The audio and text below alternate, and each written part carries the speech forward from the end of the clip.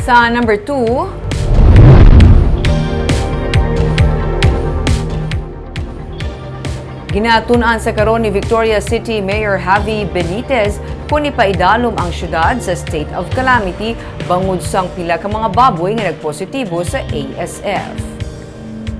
Magluwas sa mga baboy nga nagpositibo sa ASF sa Victoria City, mayara pa sila sa mga suspected cases.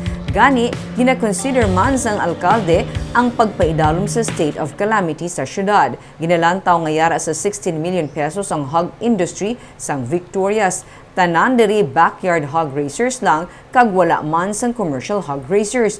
Gani, para mapangapina ng magagmay nga mga manugbaboy sa syudad, ginatun-an nila ang among nga tikang. Kahapon ginanunsyo sang alkalde nga may 9 ka mga baboy sa Victorias nga nagpositibo sa ASF.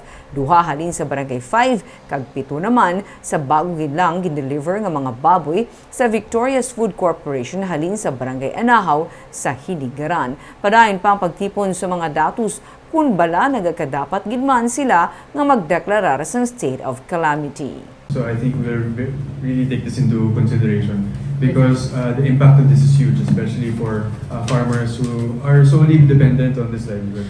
So I think a state of calamity in this situation, in this socio-economic landscape, I think may be considered. But of course, every day we're getting more data.